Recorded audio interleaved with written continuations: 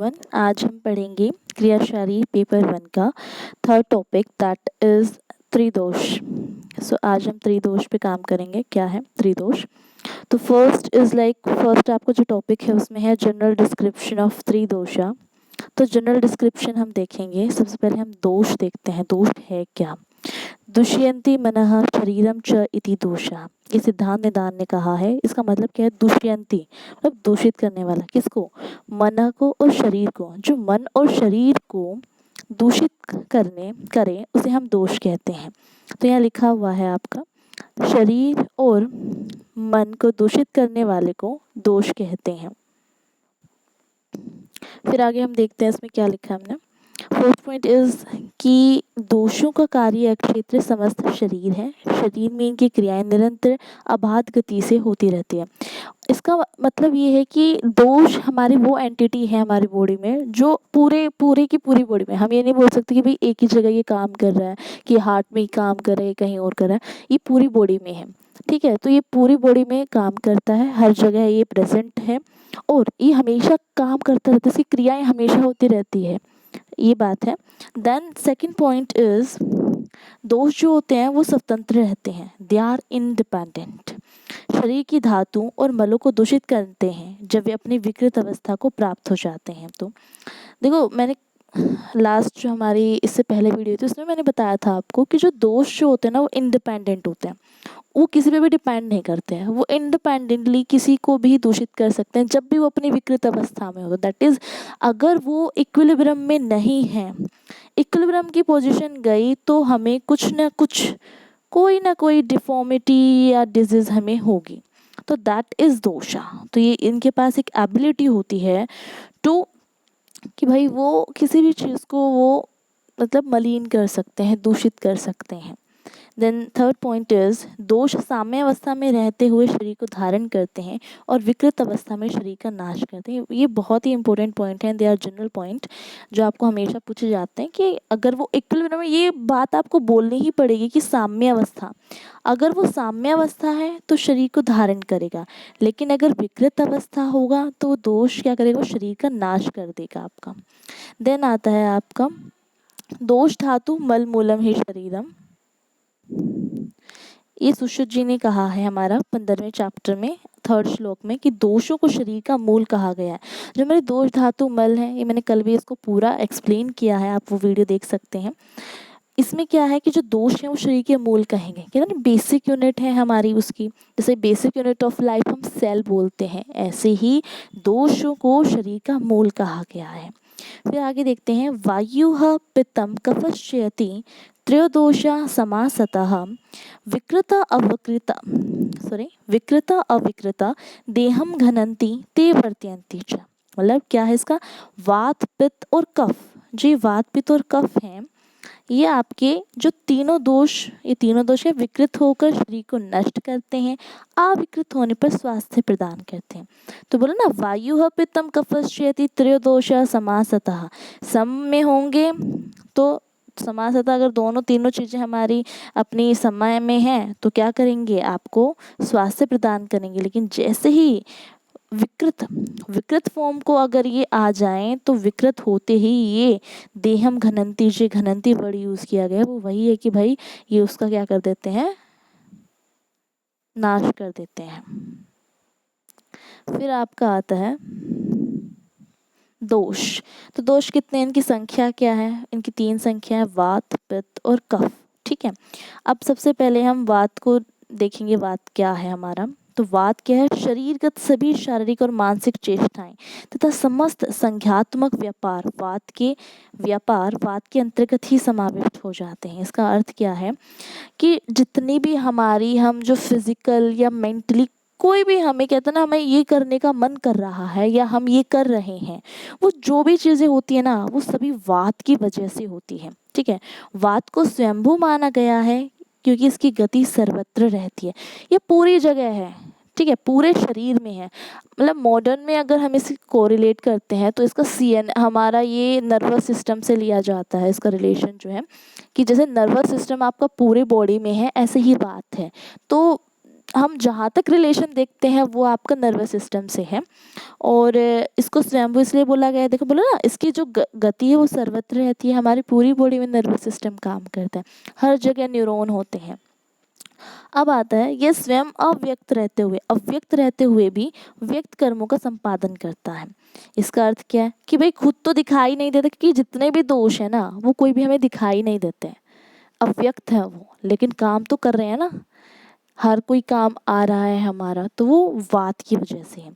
और त्रिदोषों में प्रधान होने के कारण व्याधि उत्पादन में भी प्रधान होता है। वात जो है वो जब त्रिदोषों में प्रधान, क्योंकि देखो जो हमारे पित्त और कफ होते हैं ना वो दोनों चल नहीं सकते, ठीक है। वो एक श्लोक आता है, पिता पंगु कफा पंगु, तो दोनों के दोनों दोनों क्या है कि वो चल नहीं सकते। पंगु यहाँ पे भी लंगड़ा वर्ड यूज होता है इसके लिए कि भाई वो चल नहीं सकते, ठीक है, पंगु है।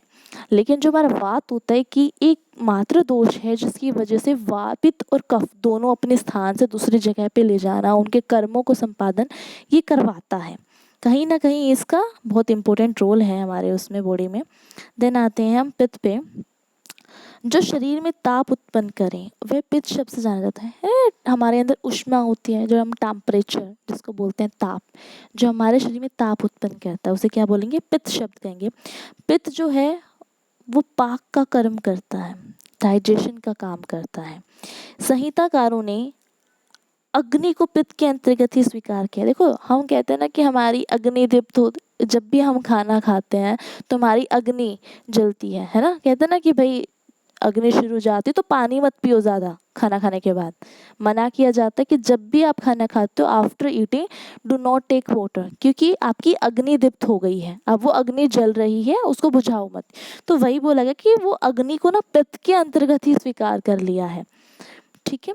अब आते हैं जो प्राकृत पित्त होता है वो देह में प्रभा मेधा बुद्धि आदि कर्मों का संपादन करता है। जैसे मैंने पहले ही बताया था कि जो हमारे प्राकृत पित्त है वो क्या करता है, ताप भी करता है, डाइजेशन भी करता है, अग्नि को भी मान लिया। इसका साथ साथ ये भी कि जितनी भी हमारी मेमोरी है, ठीक है, बूस्टिंग चल रही है आपकी मेमोरी की, या आप ये बोलूँ आपकी ग्रेस्पिंग पावर है, वो जितने भी आपकी इवन स्किन कहते हैं ना प्रभाव बहुत अच्छा, आपकी स्किन काफ़ी अच्छी है, वो पित्त की वजह से होती है। अब आते हैं हम कफ पे। तो कफ क्या है, कफ शरीर में स्निग्धता उत्पन्न करता है।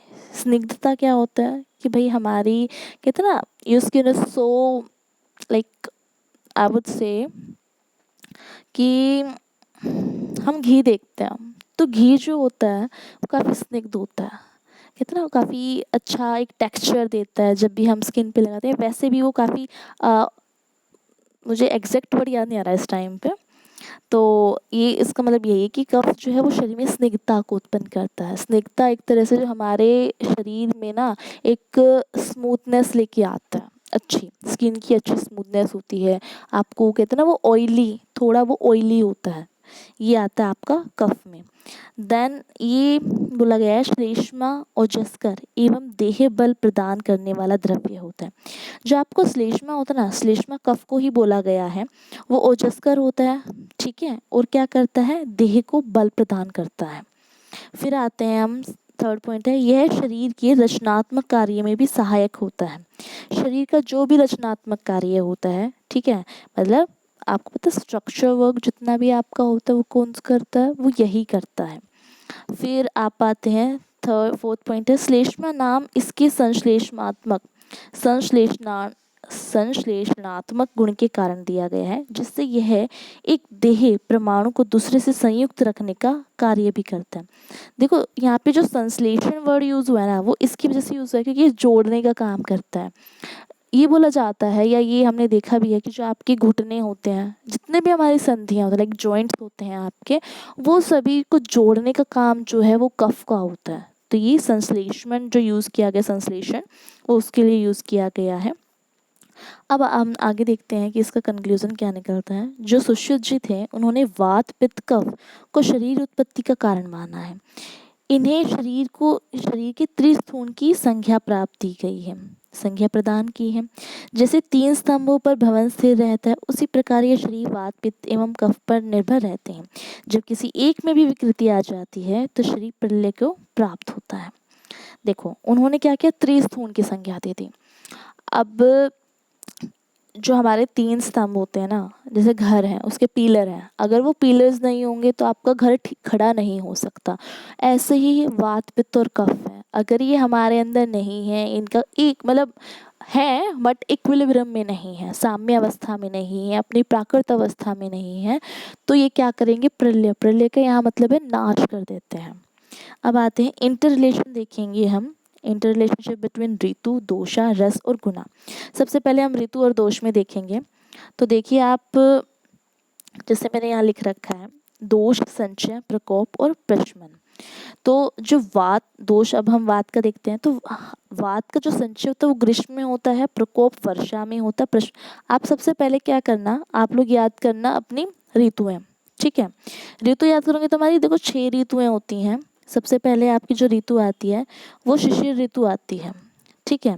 उसके बाद आती है आपकी वसंत ऋतु, फिर आती है आपकी ग्रीष्म ऋतु, फिर आती है आपकी वर्षा ऋतु, देन आती है शरद ऋतु, एंड आपकी आती है लास्ट में हेमंत, ठीक है।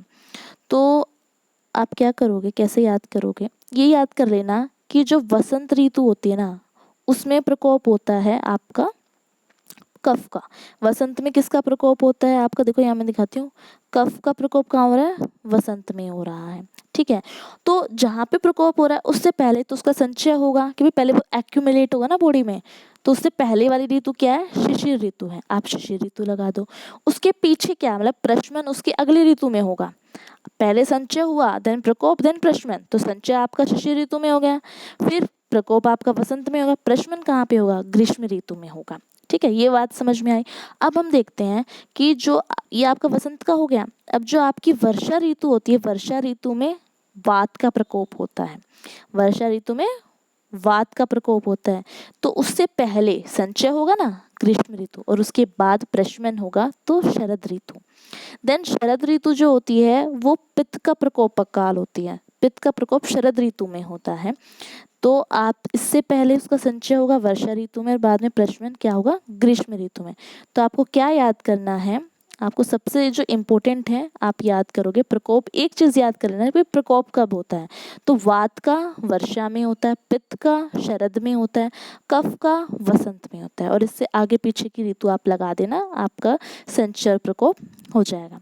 देन हम आगे देखते हैं इंटर रिलेशनशिप बिटवीन दोषा, रस, ठीक है। अब दोष और रसों में क्या है भाई, रसों का दोषों पर प्रभाव क्या है, तो यहाँ पे देखो 6 रस होते हैं, मधुर, आम्ल, लवण, कटु, तिक्त, कषाय, ठीक है। तो 6 दोष आ गए आपके। तो मैं आपको एक वो बताती हूँ, जो शुरू के 3 दोष होते हैं, आप ना एक चीज याद कर लो, क्षय, क्षय याद कर लो आप, तो उसके अपोजिट जो होंगे वो वृद्धि के हो जाएंगे। अगर आपने एक चीज याद कर ली क्षय, तो उसके अपोजिट क्या हो जाएंगे, वृद्धि के लक्षण। तो जो आपके मधुर, अम्ल, लवण है, इसका यही सीक्वेंस याद कर लीजिएगा, मधुर, अम्ल, लवण, कटु, तिक्त, कषाय। तो ये याद करोगे आप, तो मधुर, अम्ल, लवण में क्या है कि इसमें वात का क्षय होता है, शुरू के जो 3 होंगे उसमें क्या होगा, क्षय होगा वात का। देन जो कटु, तिक्त, कषाय है वहाँ कफ का क्षय होता है, ठीक, किसका क्षय होता है, नीचे के 3 में कफ का क्षय होता है और शुरू के 3 में वात का क्षय होता है। इसके अपोजिट वृद्धि हो जाएगी कि भाई कटु, तिक्त, कषाय में वात की वृद्धि होगी, मधुर, अम्ल, लवण में कफ की वृद्धि होगी। देन आते हैं पित्त क्षय पे, तो पित्त जो होता है ना उसका याद करना, पित्त क्षय के लिए वो मधुर में होता है देखो, और वो कहाँ पे होता है आपका, तिक्त में होता है और कषाय में होता है। इसके लिए आप केटीएम याद कर सकते हो, ठीक है। केटीएम में क्या है, यहाँ पे कषाय, दिस इज तिक्त और ये मधुर, तो यहाँ पे इसका क्षय होता है। तो आपको क्या एक चीज याद करो और सेकंड आपका वृद्धि इसकी वैसे ही याद हो जाएगी, ठीक है। तो शुरू के 3 आपके वात का क्षय करेंगे, लास्ट के 3 आपका कफ का क्षय करेंगे, और मधुर, तिक्त, कषाय आपका पित्त का क्षय करेंगे। अब हम आगे पढ़ते हैं, जो 3 रस हैं दोषों का शमन भी करते हैं और वृद्धि भी करते हैं। मैंने ट्रिक लिख दी है आप इसमें, तो आप इससे यहाँ पे आप देख लेना, इसको याद कर लेना। देन आता है इंटर रिलेशनशिप बिटवीन दोषा, गुना और रस। तो देखो मैंने आपको पहले भी पढ़ाया था कि जो वात दोष होता है उसमें रज की प्रधानता होती है, उसमें रज गुण होता है, और जो पित्त होता है उसमें सत्व गुण होता है, कफ में तम गुण होता है। तो देखो वात पित्त कफ है ना, तो पित्त से शुरू करो सत्व आएगा, इससे पहले रज और लास्ट में तम आ जाएगा, ठीक है। फिर आता है शामक रस, क्या है जो मैंने ऊपर बताया, सेम वही बात है कि देखो वात का क्षय मधुर अम्ल लवण में, तो इसके लास्ट के 3 कटु तिक्त कषाय इसका प्रकोपक रस होंगे। पित्त के मधुर तिक्त कषाय, इसके प्रकोपक रस अम्ल लवण मधुर। कफ का क्षय कटु तिक्त कषाय, इसका इंक्रीमेंट कौन करेगा, मधुर अम्ल लवण करेगा, ठीक है। देन आगे हम पढ़ते हैं। अब आता है third point, biological rhythms of tridosha on the basis of day night as season and food intake. Hindi में क्या है, दोषों का दिन रात पेय ऋतु एवं आहार पाक काल से संबंध क्या है। तो देखो दोष वात पित्त कफ है, यहाँ पे हमने अपराहन लिया है, इसको बोलते हैं शुरू का काल, ठीक, अब सॉरी, अपराह्न को बोलते हैं अंतिम काल, मध्याह्न को बोलते हैं मध्यकाल, पूर्वाह्न को बोलते हैं पूर्व काल, ठीक है। तो हर आप दिन और रात दोनों का देख लेना कि जो अंतिम काल होता है ना, वहाँ पे आपका हमेशा प्रकोप होगा। ये जो मैंने यहाँ बता रखा है, प्रकोप बता रखे हैं इनके, ठीक है, कि जो दिन में है वो वात का प्रकोप होगा रात के समय लास्ट टाइम पे, और दिन के भी लास्ट जो 3 से 6 PM का मैंने टाइमिंग बताया है।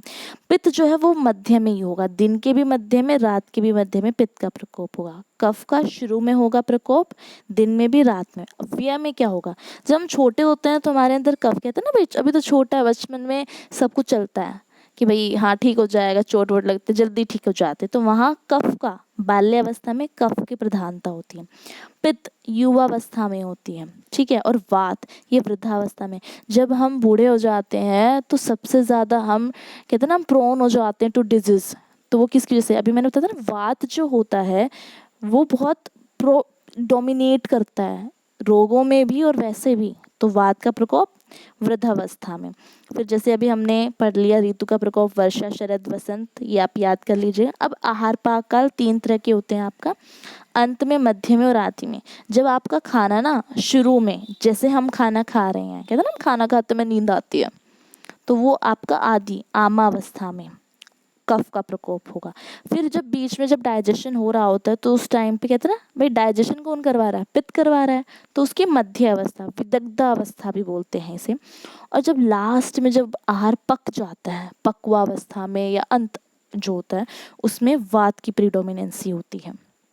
अब आगे हम देखते हैं, अपराह्न को ही अंतिम काल कहते हैं, मध्याह्न को मध्यकाल कहते हैं, पूर्वाह्न को पूर्व काल या आदि काल भी कहते हैं।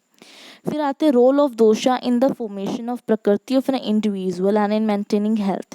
तो देखो दोष पहले पढ़ा चुके हैं, वायु पित्तम कफश्यति त्रयोदोषा समासता विकृता विकृता देहम घनंती ते वर्तयन्ति, जो मैंने आपको पढ़ा दिया वही सेम है। अब प्रकृति को पढ़ते हैं, प्रकृति इति प्रकृति है, इसका मतलब क्या है, जो अन्य तत्वों को उत्पन्न करें, जो अन्य तत्वों को उत्पन्न करें उसे प्रकृति कहते हैं, ठीक है। वात आदि दोष शरीर मन पर गर्भ स्थापना काल से जो शुभ अशुभ प्रभाव डालते हैं उसे उस व्यक्ति की प्रकृति कहते हैं, ठीक है। भाई कोई भी हमारे कहते हैं ना, प्रकृति जो है वो हमारे दोषों पे डिपेंड करती है, क्योंकि दोषों से ही प्रकृति बन रही है ना हमारी, ठीक है। लेकिन प्रकृति के जो अन्य तत्वों को उत्पन्न करती है, ठीक है। अब जो वात आदि दोष हैं वो शरीर और मन और गर्भ स्थापना काल से ही क्या करेंगे, अच्छे कार्य भी करेंगे शुभ, और अशुभ बुरे कार्य भी करेंगे, तो उस व्यक्ति की, उससे क्या है, उस व्यक्ति की प्रकृति कहते हैं। अब देखिए आपको, प्रकृतिश्च आरोग्यम, प्रकृति को आरोग्य कहते हैं, प्रकृतिश्च आरोग्यम, ये चरक जी ने बताया है विमान स्थान 6 चैप्टर में। फिर प्रकृति निर्माण क्या है भाई, शुक्र शोणित संयोगो यो भवे दोष उत्कटतः प्रकृति जायते 3 तस्यामे लक्षणम ऋणु। आप यहाँ तक भी याद कर सकते हैं, प्रकृति जायते 3 तक मैंने यहीं तक याद किया था, और हमारे टीचर्स ने भी हमें ओके बोल दिया था यहाँ तक याद करने में। ये सुश्रुत शारीर स्थान का है, 4 चैप्टर है, 62 श्लोक है।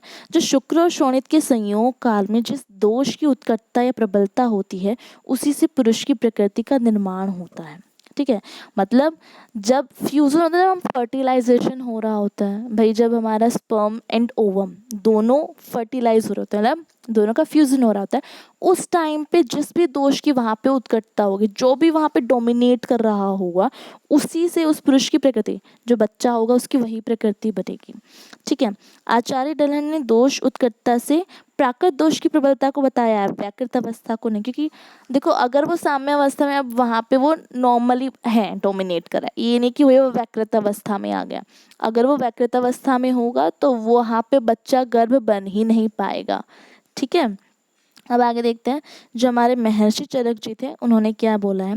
महर्षि चरक के अनुसार मानव प्रकृति का निर्माण अनेक कारणों पर निर्भर करता है। किन किन पे करता है?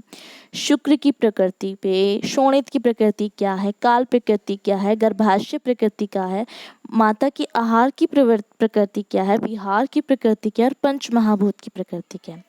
शुक्र प्रकृति में गर्भ स्थापना किस समय, शुक्र यहाँ पे हमने स्पर्म से लिया है, अगर वो दोनों समरूप में है या फिर किसी एक या दो दोष की प्रबलता है।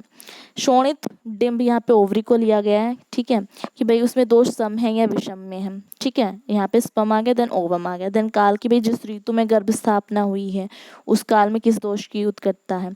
गर्भाशय में गर्भ स्थापन काल में गर्भाशय में स्थित, कहते हैं यूट्रस में उस टाइम जिस टाइम पे हुआ उसमें किस दोष की उत्कटता हुई है, वो उस पर डिपेंड करती है। देन आपका है माता की आहार की प्रकृति, गर्भ स्थापना में पूर्व माता द्वारा किस प्रकार का आहार सेवन किया गया है, ये चीज़ डिपेंड करेगी।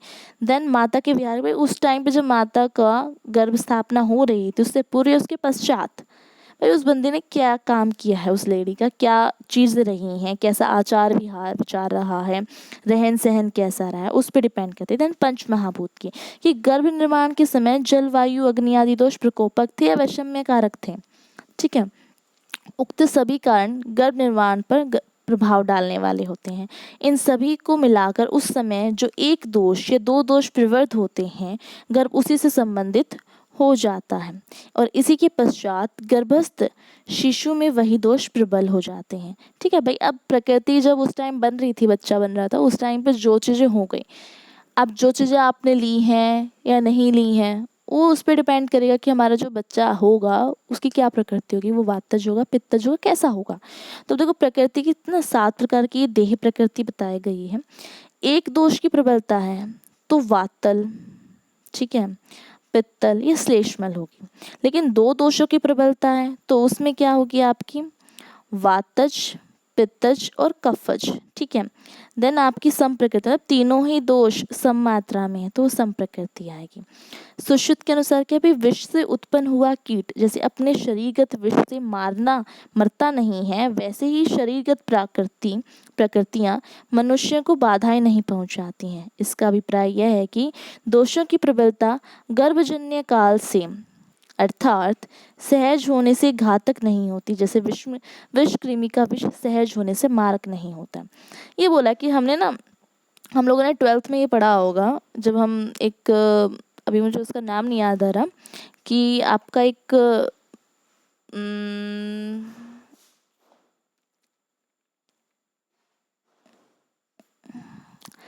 एक ऑर्गेनिज्म होता था जिसमें एक तरह का ना ये बोलूँगी कि that is not good for our health, मतलब और किसी के लिए नहीं होता था। वो मुझे भी याद अच्छे से तो नहीं आ रहा, बट वो बायोडाइवर्सिटी में था जहाँ तक है। तो उसमें क्या होता था कि भाई अगर मैं, अब सांप है, सांप हम इसका एग्जांपल ले सकते हैं, सांप है तो सांप जो होता है उसके अंदर विष होता है, अगर वो किसी को काट ले तो विष दूसरे बंदे में चला जाएगा, वो बंदा मर जाएगा, लेकिन सांप तो नहीं मरेगा ना, क्योंकि वो उसके अंदर है, शुरू से है, तो वो उसके जन्म से है, तो वो उसके लिए मारक नहीं है। ये बताई गई है बात। फिर आती है role of dosha in maintaining of health. जो वात आदि दोषों की साम्य अवस्था जो थी वो स्वास्थ्य को प्रदान करती है। विकृत होना रोग को उत्पन्न करता है, शरीर को नष्ट कर देगा। शरीर के मूल कहे गए हैं दोष। ठीक है, 3rd पॉइंट। 4th पॉइंट है सम दोष सम अग्निश्च स्वस्थ इत्यभिधीयते तक के अनुसार दोषों का साम्य अवस्था में रहना स्वस्थ मनुष्य का लक्षण होता है। देखो ये श्लोक आपका सुश्री सूत्र जी ने बोला, ये स्वस्थ के लक्षण में बताया गया था कि अगर दोष साम्य अवस्था में रहेंगे तो मनुष्य जो है वो स्वस्थ रहेगा। अब इसका एक रिलेशन बोला गया है, जिस प्रकार वायु, सूर्य और सोम, चंद्रमा अपने विक्षेप कर, मतलब डिफ्यूजिंग पावर जो है उनके अंदर, और आदान कर्म एसिमिलेटिंग पावर और विसर्ग कर्म क्रिएटिंग पावर के द्वारा संपूर्ण जगत को धारण करते हैं, उसी प्रकार वात पित्त एवं कफ तीनों दोष क्रमशः न्यूरोकेमिकल फंक्शंस कैटाबोलिक फंक्शन और एनाबोलिक फंक्शन आदि क्रियाओं के द्वारा शरीर का धारण करते हैं। देखो वात मैंने जैसे बोला था ना कि न्यूरोकेमिकल फंक्शन करेगा, जो आपका पित्त होता है वो तोड़ता है, वो कैटाबोलिक फंक्शन करेगा, और जो आपका कफ होता है वो एनाबोलिक फंक्शन करता है। अब प्राकृत दोष क्या होते हैं, इस पे आते हैं। प्राकृत दोष जो होते हैं वो शुक्र शोणित के समय जिन दोषों का निर्माण या प्रबलता होती है उन्हें प्राकृत दोष कहते हैं। वैकृत क्या होते हैं, वैकृत का अर्थ होता है विकार, जो दोष शरीर में विकृति उत्पन्न करते हैं उन्हें वैकृत दोष कहते हैं। वैकृत में दोषों की क्षय और वृद्धि के जितने लक्षण हैं वो वैकृत दोष में आते हैं। तो आपका ये हो गया टॉपिक कंप्लीट। अगर इसके मैं नोट्स जो हैं वो आपको नीचे लिंक दे दूँगी, प्रोवाइड कर दूँगी वेबसाइट का, आप वहाँ से उसको डाउनलोड कर सकते हैं। और अगर आपको ये वीडियो अच्छी लगती है तो do like it and share and subscribe my channel and thank you for watching it.